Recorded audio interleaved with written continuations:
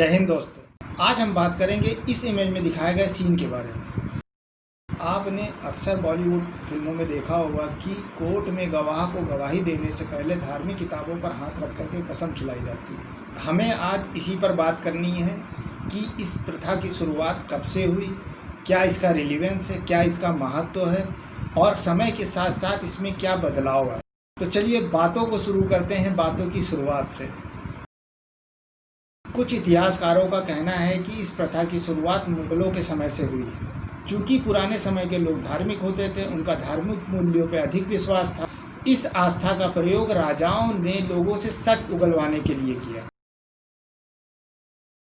इस दरबारी प्रथा को कानूनी अंग्रेजों ने भारतीय शपथ कानून 1873 लाकर बनाया और सारी अदालतों में लागू कर दिया।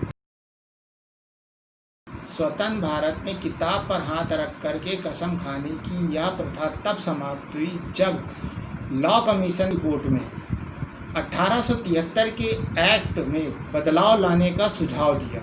इसके स्थान पर ओथ एक्ट मतलब शपथ कानून 1969 लाया गया, जिसने पूरे देश में एक समान शपथ कानून को लागू कर दिया। वह शपथ इस स्क्रीन में नीचे दी गई है। इस शपथ को लेकर के गवाह को गवाही देनी होती है।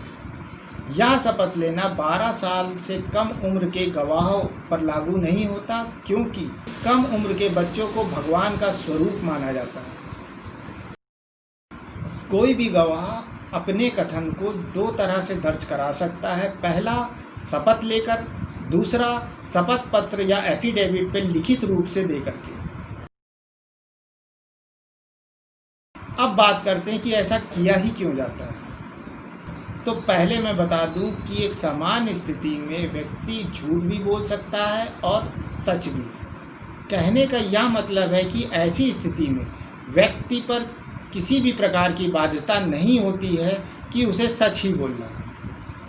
लेकिन यदि व्यक्ति ने शपथ ली है तो वह उस कानून के दायरे में आ जाता है जिसमें शपथ लेकर के झूठ बोलने या झूठी गवाही देने पर दंड के प्रावधान। आपने देखा होगा कि आप कचहरी जा कर के अगर शपथ पत्र लेते हैं या एफिडेविट लेते हैं तो वकील वैसी ही जानकारी एज इट इज़ लिख देता है जो आपने दी है, क्योंकि शपथ पत्र पे लिखी गई बातों की सत्यता और असत्यता की जिम्मेदारी आपकी स्वयं की है। गवाह की गवाही का महत्व अपराधी के दोष मुक्त या दंड से संबंधित है, इसलिए इस तरह की शपथ दिलाई जाती है। अब बात करते हैं झूठ बोलने की सजा पर। तो अगर कोई व्यक्ति शपथ ले करके झूठ बोलता है या झूठी गवाही देता है तो आईपीसी के सेक्शन 193 के तहत अपराध है और झूठ बोलने वाले को 7 साल की कैद और जुर्माने के प्रावधान हैं। तो ये थी कंप्लीट बात कि कोर्ट में शपथ क्यों दिलाई जाती है, इसका क्या रिलेवेंस है, इसका क्या महत्व है।